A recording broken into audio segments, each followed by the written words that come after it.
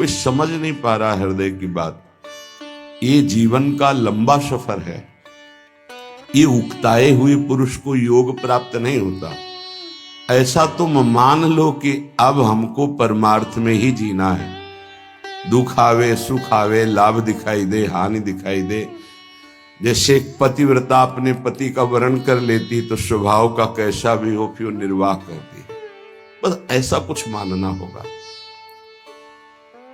हमें कोई आनंद नहीं मिल रहा, हमारे कोई विकार नष्ट नहीं हो रहे, हमें कोई लाभ नहीं दिखाई दे रहा, पर हम छोड़ नहीं सकते आपको। हम नरक जाएंगे ऐसे लक्षण है हमारे, पर हम आपको नहीं छोड़ पाएंगे। जीत गया। हमारी बात समझ लेना, अगर समझ पाओ तो।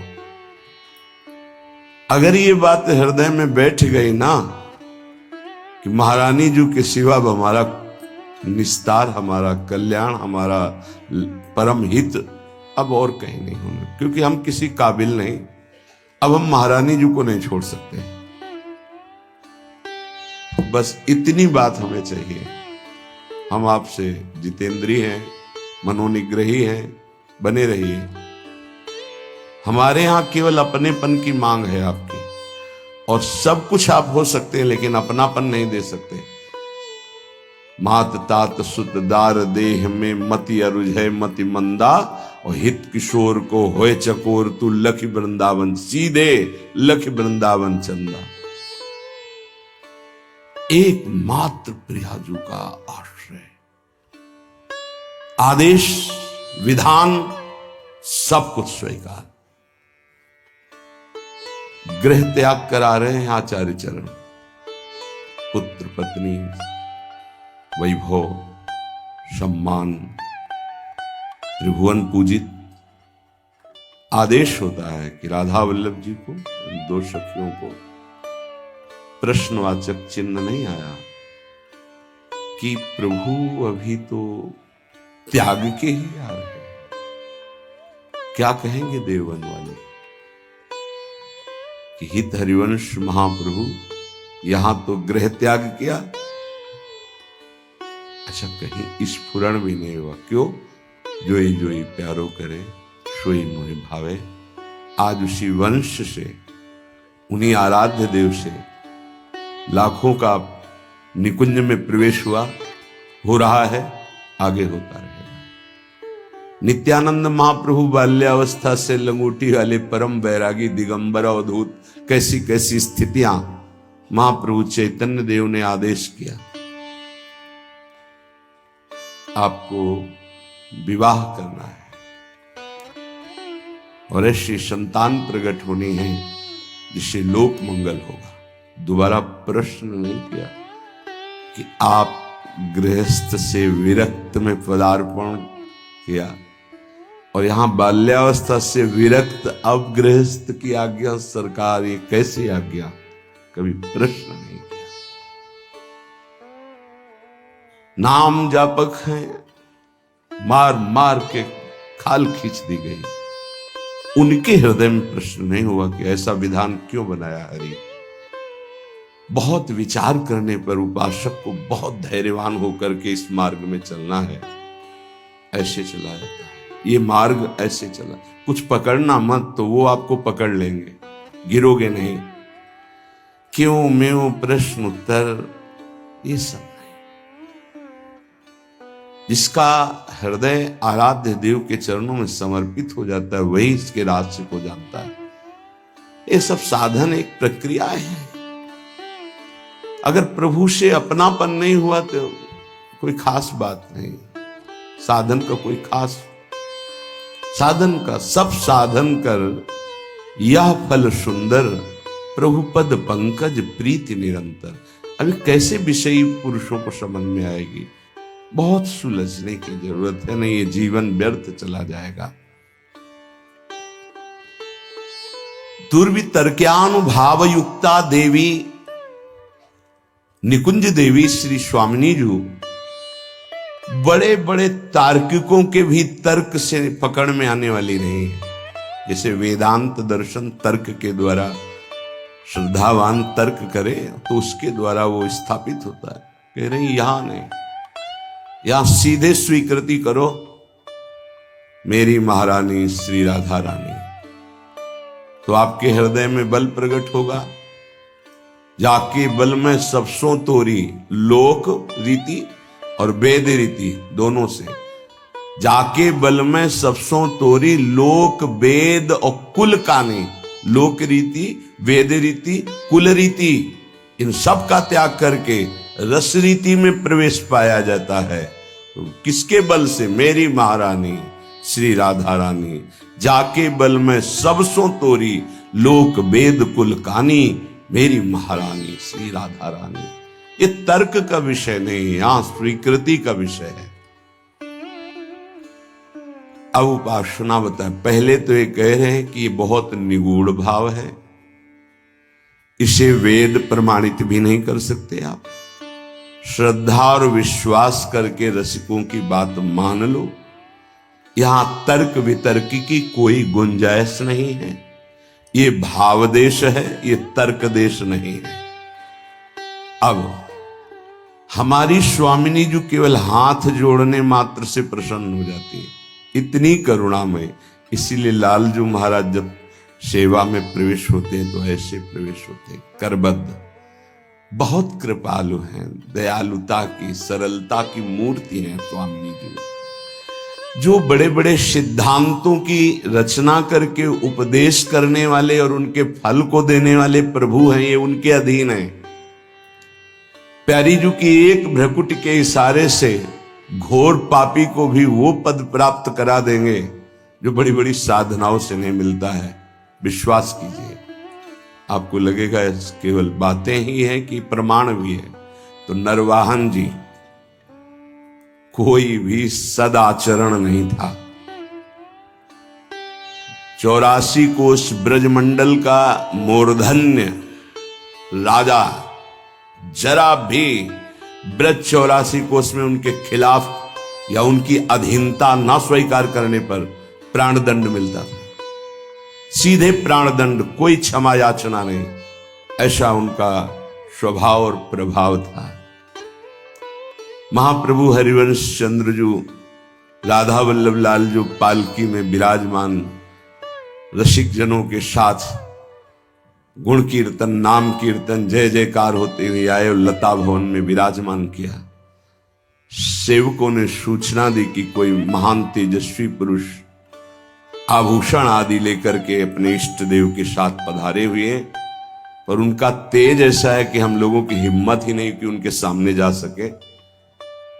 ये आपसे निवेदन करते हैं। नरवाहन जी ने विचार किया कि ऐसा कौन तेजस्वी ब्रजमंडल में जो हमारे आज्ञा पर क्रूर हिंसा कर देने वाले कठोर हृदय वाले भी भय धारण कर रहे हैं, सामने नहीं गए, हम स्वयं चल के देखेंगे।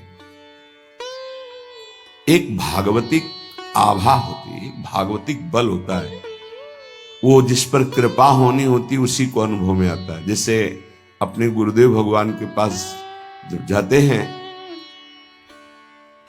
तो एक भागवतिक बल वहां स्थापित है। वो शायद है कि लाडली जी की कृपा से आपको दिखाई देगा। रोम रोम उस समय बिल्कुल अलर्ट रहता है, सावधान। एक अद्भुत कि जब गुरुदेव श्री जी को देख रहे हैं तो हम गुरुदेव को देख सकते हैं, लेकिन जब गुरुदेव हमारी तरफ देखेंगे तो हमारी हिम्मत नहीं कि हम देख सकें, नेत्र झुक जाएंगे ऐसे। वो एक अद्भुत बल होता है। नरवाहन जी पर कृपा होनी थी। हितजू महाराज किसी भी भाव से कोई आवे तो उसको श्री जी प्रदान करते, इतने अद्भुत दाता है।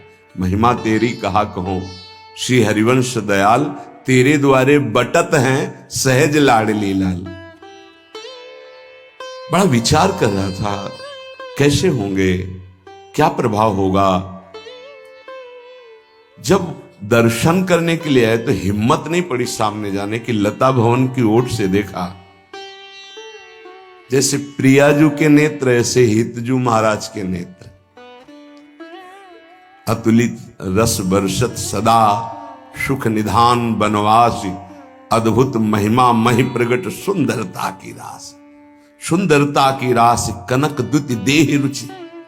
जैसे स्वामिनी जी के श्री अंग की कांति, सात कुंभ तन गोरी, ऐसे हित सजनी स्वरूपा महाप्रभु हरिवंश चंद्र जी की अजान बाहो, कमल नयन, सुंदर नासिका, सुंदर थोड़ी, युगल चरणारविंद, पान किया और बस उन्मत्तता छा गई। अभी राधा वल्लभ जी को देखा ही नहीं था, केवल महाप्रभु को देखा था। बस हृदय में बैठा लिया। वहां रसिक जन कीर्तन कर रहे थे, राधा वल्लभ श्री हरिवंश, श्री वृंदावन श्री वंचन, बैठा लिया राधा वल्लभ श्री हरिवंश, राधा वल्लभ श्री हरिवंश। ये नाम जपते ही कुछ दिनों में ऐसा लगने लगा कि मैं बहुत अधम हूं, अब नहीं करूंगा, अपने हाथ से किसी की हिंसा नहीं करूंगा, कभी चोरी नहीं करूंगा, कभी किसी से कर नहीं लूंगा, ऐसा। और एक तरह से परम वैरागी होकर रह रहे हैं, पर कार्यक्रम उनका वही चल रहा है। उनके अनुगामी जनों ने जैनी व्यापारी की बड़ी नौका को रोका और कहा यहां से निकलने वाले को कर देना पड़ता है। उसके साथ कई 100 सैनिक बलवान थे, तो सैनिकों के बल के कारण उसने कर देना अस्वीकार कर दिया। युद्ध हुआ, समस्त सैनिक मारे गए, जैनी को बंदी बना लिया, पूरी संपत्ति नाव की हड़प ली। छोटी मोटी नाव नहीं जिसमें 8-9 से सैनिक सुरक्षा में हो तो कितना ऐश्वर्य होगा। पहले नावों से ही व्यापार होता था। नौका पूरी जब्त कर ली गई, उसको बंदी बना लिया गया और उसमें जो मुखिया थे, क्योंकि नरवाहन जी तो राधा वल्लभ श्री हरिवंश आठों पैर जप में लग गए थे, कैसी असीम कृपा हुई थी। पहले दर्शन में ही लुट गए थे, अब वो कैसे लूटेंगे। उनके अनुयायियों ने उस जैनी से कहा कि अगर आप जितनी संपत्ति है इतनी दोबारा नहीं मंगाते हैं तो आपको फांसी की सजा दी जाएगी। उतनी संपत्ति उसके पास थी नहीं। धीरे धीरे फांसी का समय निश्चित हो गया कि कल फांसी दी जाएगी, तो रात में 9-10 बजे शयन भोग लेकर के एक दासी गई और उससे कहा कि तुम सावधान, कल तुम्हारी मृत्यु का दिन है।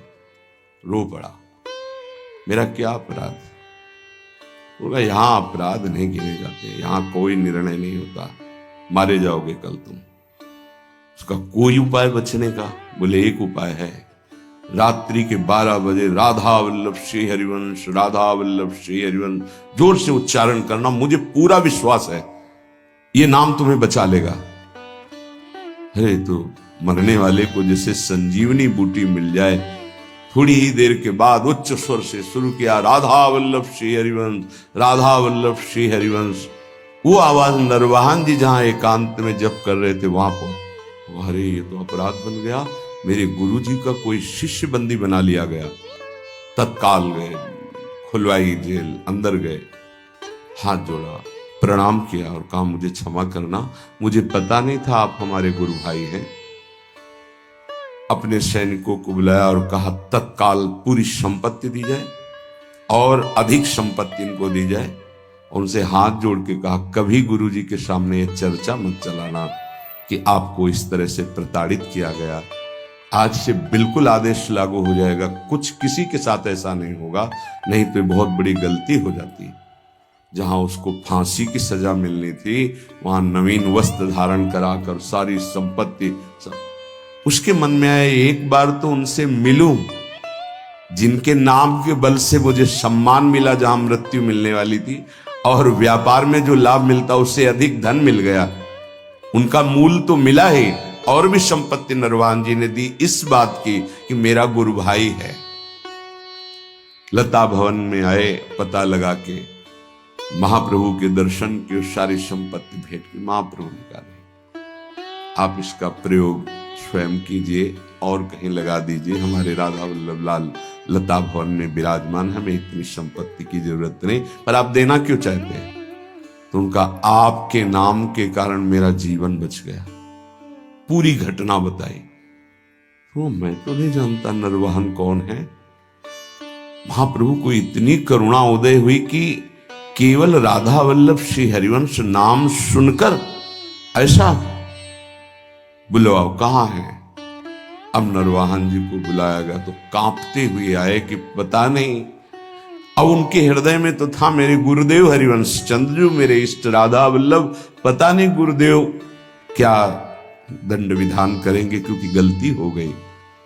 जे भी सामने गए महाप्रभु को देखकर रो पड़े। ऐसा सौंदर्य, ऐसी करुणा महाप्रभु के स्वरूप से चरणों में गिरे। महाप्रभु ने कहा, नरवाहन आज तुमने खरीद लिया मुझे। अब उनको आत्मबल प्राप्त हुआ। उनका तुमने कभी हमसे दीक्षा नहीं ली, कभी ऐसा संग नहीं किया, केवल सुनने मात्र से। तो देखो, मैं तुम्हें अपने नित्य विहार का सर्वस्व प्रदान करता हूं, विलास रस और रास रस। 11वां पद विलास रस का है। मंजुल कल कुंज देश राधा हरि विशद वेश, राका नव कुमुद बंधु शरद जामिनी, श्यामल दुति कनक अंग बिहरत मिल एक संग। ये विलास का पद है। और 12वां पद, चल ही राधिके सुजान तेरे हित सुख निधान, रास रच्यु श्याम तट कलिंद नंदिनी। इसके आखिरी में, नरवाहन प्रभु निहार लोचन भरी घोष नारी, नखसिक सौंदर्य काम दुख निकंदिनी।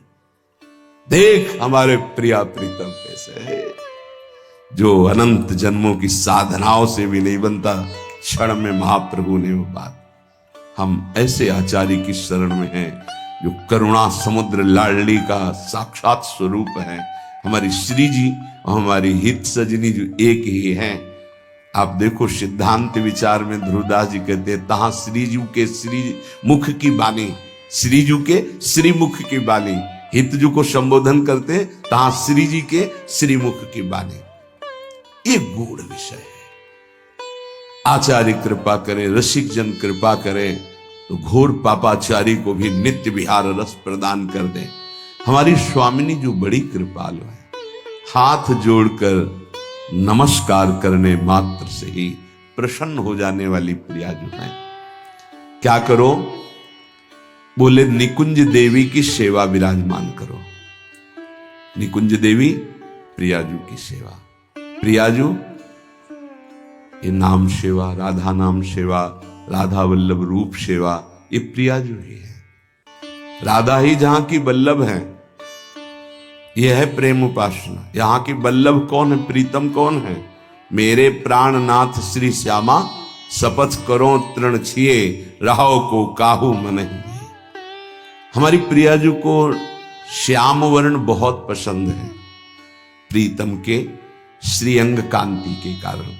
तो श्रीपाद कह रहे हैं, यदि श्याम वर्ण का पुष्प और श्याम वर्ण की गंध का आलेप कस्तूरी प्रियजू को बहुत प्रिय है। श्याम वर्ण श्यामा मयूरवैर परिचर परिकम्य भूयो नमत्वम, कृत्वांजल्या नति सुविनयम दिव्य गंध प्रसूनई।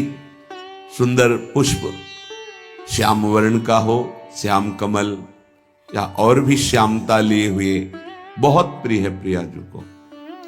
कस्तूरी आदि का लेपन और सुगंधित द्रव्य आदि अर्पित करके, हाथ जोड़ करके, हृदय से अपनापन करके, परिकम में 4 परिक्रमा करके, भूयो नमत्वम, भूमि में मस्तक रख करके नमस्कार कर दो तो स्वामिनी जो अपना सर्वस्व प्रेम प्रदान कर देती है। बहुत करुणामय, ऐसा कुछ नहीं लिखा जो सब कोई न कर सके। गृह में अपने स्वामिनी जी की सेवा विराजमान करो। राधा नाम, राधा वल्लभ रूप, गुरुदेव, आचार्य, ये सब स्वामिनी जी ही है।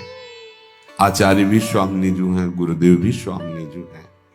जैसे हित जो महाराज को सेवक जी कह रहे हैं, मम स्वामिनी धनी, मेरी स्वामिनी, ऐसे ही आचार्य ही गुरुदेव हैं तो गुरुदेव मम स्वामिनी, गुरुदेव मम स्वामिनी, आचार्य मम स्वामिनी, इष्ट मम स्वामिनी, कोई अंतर नहीं है।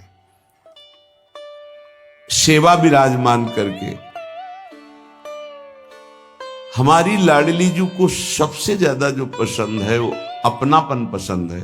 ये अंदर की बात है। मेरी लाडली, देखो अपने जैसे अधम के पास तो सेवा के लिए कुछ था ही नहीं, इत्र भी मांग करके गुरुदेव भगवान से लाते थे, वही इत्र भी देते थे। अपने पास तो केवल गुरुदेव ही थे, अपने पास केवल गुरुदेव ही थे, हैं, रहेंगे। जो है वो गुरुदेव का दिया हुआ है, अंतर और बाहर भी। इतनी मिश्री का भोग लगता था जो वृंदावन के पुष्प को समर्पित। और सबसे बड़ी बात कृपा की ये थी कि पर्दा लगा करके, और जब मिश्री इतनी रखते थे तब रुदन होता था, स्वामिनी जी आपके लिए कुछ नहीं हमारे पास, बस हम जैसे हैं आपके। कभी कभी रोटी मांग के जो सूखी मिली, सामने से रज के पात्र में रख के जब दिखाते थे तो जो भोग लगता था हम तुम्हें कैसे बताएं, कि रोटी रख गई और घंटों ऐसे बैठे। भावोत्सवेन भजताम रस का, हमारी प्रियाजू को, अरे वैभव क्या, वैभव जिनका है वो तो उनके महावर लगाते हैं, और कौन सा वैभव प्रियाजू को पसंद आएगा। जिनका वैभव है वो तो महावर लगाने के लिए याचना करते हैं, उनको कौन सा वैभव। बस नमस्कार प्रियाजू को, मस्तक रखकर भूमि पर हाथ जोड़कर। और जो प्रियाजू को पसंद है श्याम, यदि आपके पास श्याम पुष्प नहीं है, श्याम मृगमद नहीं है, कस्तूरी, तो श्याम सुंदर का नाम और गुण तो है, सुनाओ उनको। गोविंद कथा, गोविंद नाम कीर्तन ये प्यारी जी को बहुत प्रिय है। जब आप सुनाओगे ना गोपाल शास्त्र नाम श्रीमद् भागवत के श्लोक, जिनमें रूप माधुरी श्री कृष्ण चंद्र जी की, या जो महान ऋषिकों के, क्योंकि स्पष्ट समझ लीजिए, मेरे तन मन प्राण होते प्रीतम प्रिय, मुको तो भावती ठौर प्यारे के नैनन में, और खास बात नंद के लाल हरियो मन मोर। बस ये है हमारी श्री जी की पूजा। अगर समझ पाओ, पकड़ पाओ, श्री जी की पूजा यही है। तो बोले श्याम वर्ण के पुष्प और कस्तूरी आदि अर्पित करके 4 परिक्रमा करके। अगर आपको कुटिया में ऐसा विधान नहीं है कि आप परिक्रमा कर सके, तो आप यहां कर लीजिए 4 परिक्रमा, राधा वल्लभ जी की 4 परिक्रमा कर लीजिए, या अपने ठाकुर को ऐसा सिंहासन रखिए कि सेवा के बाद ऐसी जगह विराजमान कीजिए जहां पीछे से परिक्रमा कर सके। बड़ा महत्व है परिक्रमा का, पूजा की पूर्णता परिक्रमा से ही है। कह रहे हैं परिक्रम्य और फिर भूयो नमत्वम, 4 परिक्रमा करके भूमि पे मस्तक रख के, स्त्री शरीर है तो पंचांग, पुरुष शरीर है तो साष्टांग। ये बहुत पहले आदेश हो चुका था श्री जी की प्रेरणा से कि हर साधक 11, 21, 51, 108 जितनी शरीर में सामर्थ्य है दंडवत करेंगे। तो ये तो सखी भी कर सकते हैं। प्रगट जिनका स्त्री शरीर है, पंचांग किया फिर खड़े हो गए, मंत्र जपा फिर प्रणाम किया, पंचांग फिर खड़े हो गए, 5, 7, 11 ये तो कर ही सकते हैं ना। इससे निश्चित आप देखना बहुत आनंद का मार्ग है श्री जी की 4 परिक्रमा। अच्छा, सेवा आप नहीं कर रहे तो दर्शन कर रहे हैं ना, सब सम्मिलित है सेवा में। निकुंज में सेवा कैसे, एक सखी पत्रावली लगा रही तो शास्त्रों सखियां तन्मय हो रही हैं उसी पत्रावली में, तो सबकी पत्रावली की सेवा हो रही। एक पान की बीड़ी पवा रहे, सब तन्मय हो रही तो सबकी बीड़ी सेवा हो रही। ये आंतरिक विषय है। आगे जब मन पवित्र होकर सेवा में जाएगा तो आप देख लेंगे। उसमें थोड़ा होता है कि मैंने पत्रावली नहीं, कि तू हट मैं पत्रावली करूंगी, कल तूने की थी, ऐसा नहीं। सब सखियों में एक ही मन है। अगर एक प्रियाजू को चंवर कर रही है तो अनंतों सखियां चंवर कर रही। ये बात तब समझ में आएगी जब वहां प्रवेश होना। पर मान लो सुन के, ये सुनने को ही मिल रहा है, बड़ी दुर्लभ बात है। श्रीपाद आगे जो कह रहे हैं, क्षिप्त दिव्यहार निष्क कौस्तुभादि चंद्रिकम गंधलिप्त वक्ष आत राधिकांग पल्लवम राधिका विचित्र वेशभूषणादि तत्परम राधयाभिलिंगनोद्गतांचि रोम विग्रहम। अंग अंग से रूप कांति प्रकाशित हो रही है हमारी स्वामिनी जी की। पार्श्व में विराजमान कौस्तुभ मणि धारण किए हुए श्री लालजू महाराज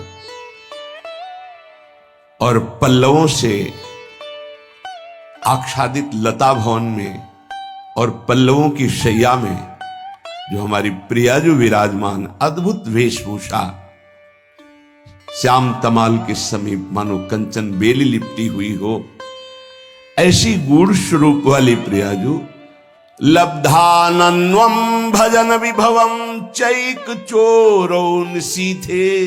बहुत जोर की बात है, चोरी चोरी भजन करना सीखो। श्रीपाद कह रहे चोरौ निशीथे, निशीथ कहते हैं अर्धरात्रि को 12 बजे। चोर का प्रोग्राम 12 बजे से शुरू होता है, नहीं होता? क्योंकि 12 और 2 का जो समय होता है इसमें सब बेशुद्ध होने लगते हैं। 4 तक तो जिसको नींद ना आती हो तो 2 से 4 के बीच में आ ही जाएगी, और यही होता है भजनानंदी का भजन का समय। 12 साढ़े 12 इसमें दिनचर्या प्रारंभ हो जाती है। 8 और 9 के बीच में शयन। भैया कमाने आए हैं, यहां ओवर टाइम भी करना है, सब सो रहे हैं। और उस समय जब लब्ध्वानन्वम भजन विभवम, अपने गुरुदेव भगवान की दिनचर्या काफी समय तक जब वहीं रहे तब देख पाए। सेवा तो बहुत वर्षों में उनकी कृपा से सौभाग्य मिला, पर नजदीक रह करके लगभग वो 2-2:30 बजे शयन करते थे और 4:30 बजे दिनचर्या प्रारंभ हो जाती। अभ्यास तो 2 बजे का पूर्व का था ही, जगने का अपने का ही। तो जैसे 12:30-1 बजे उठे तो देखा शांत बैठे, तो अरे गुरुदेव इस समय बैठे। जहां और 2:30-3 बजे,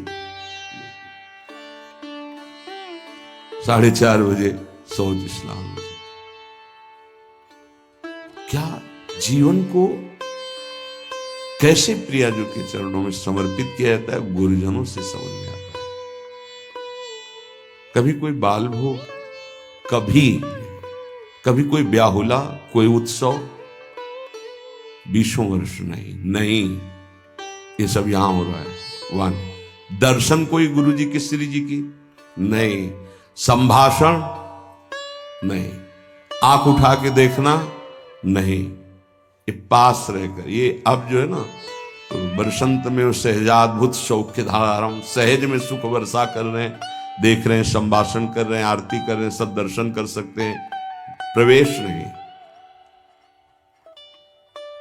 लब्ध्वानन्वम भजन विभवम चैक चोरौ निशीथे, आदेश कर रहे हैं हमारी श्री जी का भजन चोर चोर करो, चोर चोर, चोरी चोरी, कोई जान न पावे कि आपकी कितनी ऊंची अवस्था है। हे भजन का स्वरूप समझो, अंदर ही अंदर आपके आग जल जाए भजन करने की। जितना नींद को कम कर पाओ धीरे धीरे, ऐसा वो कम करना नहीं माना जाएगा कि सत्संग में सो गए, माला चलाते समय सो गए, फिर ये ठीक नहीं, ये विक्षेप नहीं होना चाहिए। जिस समय से जगे तो बस जगे, फिर झपक नहीं आनी चाहिए, तब माना जाएगा कि आपका अभ्यास ठीक है। अब उधर तो आपने तोड़ दिया नींद अपनी, और इधर पूरी कर रहे हो, तो फायदा क्या हुआ तोड़ने का। सत्संग में नींद पूरी कर रहे हो, कीर्तन में नींद पूरी कर रहे हो, और आप तो ये उपासना में ऐसा ठीक नहीं है। उतना आप सोइए जिससे जगने के बाद फिर आपके झटके न लगने पावे, नहीं ठीक राइट टाइम पे, बिना किसी अलार्म के पूरे जीवन में उठने का स्वभाव बनाओ तो वैसे ही उठ जाओगे। वो घड़ी दिमाग में चलती है अपने आप, 5 मिनट नहीं कहते, आगे पीछे नहीं। तो यदि आप इसी जन्म में उस महाप्रेम रस स्वामिनी को प्राप्त करना चाहते तो आधी रात को उठो निसी थे और चई कचोरऊ, चोर की तरह चुपचाप चुरा के भजन करो, जान न पावे कोई कि भजन का ऐसा तुम्हारा चल रहा है। तब आनंद आपके अंदर प्रकट होगा। विभवम भजन विभवम, भजन का वैभव प्रकट होगा। देखो ना कर, यही आनंद लेने के लिए उठे हो, जो तुम्हें उठाया गया है प्रपंच दलदल, तभी कहते काहे को। बड़ी दुर्दशा है। एक स्वतंत्रता दिवस में राष्ट्रपति जी जेल में पधारे, सब कैदी सामने आए। आज मैं बहुत खुश हूं, मांग लो तुम्हें जो मांगना हो। एक उठे, सर सर्दी में 1 कंबल मिलता है, 2 मिल जाएंगे क्या? पास 2 कंबल आज से हर कैदी को सर्दी में। एक उठे, नहाने वाला साबुन बहुत घटिया आता है, अच्छा मिल जाएगा क्या? पास। ऐसे सब ने अपनी अपनी मांग की। एक उठा का, श्रीमान जी आप अपने शब्द पर स्थित हैं? हाँ, जो मांगेंगे। तो आज स्वतंत्रता दिवस है, आपने कहा देंगे, तो सर मुझे जेल से मुक्त कर दो। बोले मुक्त कर दो इसे? सब बोले नहीं नहीं हमको भी मुक्त। बोले नहीं, तुम्हें साबुन चाहिए ना जेल में रह के, तुम्हें कंबल चाहिए ना, हम लोग ऐसे ही हैं। हमारे प्रभु ने अवसर दिया, साधु संग सत्संग चलो। सत्संग का फल क्या है? बड़े भाग पाई सत्संगा, भी नहीं प्रयास होई भवभंगा। तो यहां यही मांग रहे हैं, इसी जेल में, संसार रूपी जेल में हमारा मुकदमा जीत जाए, हमारी नौकरी लग जाए, हमारी पत्नी हमारे अनुकूल हो जाए, बेटा हो जाए। जेल में कोई एक कहता है कि मुझे संसार से मुक्त कर दो।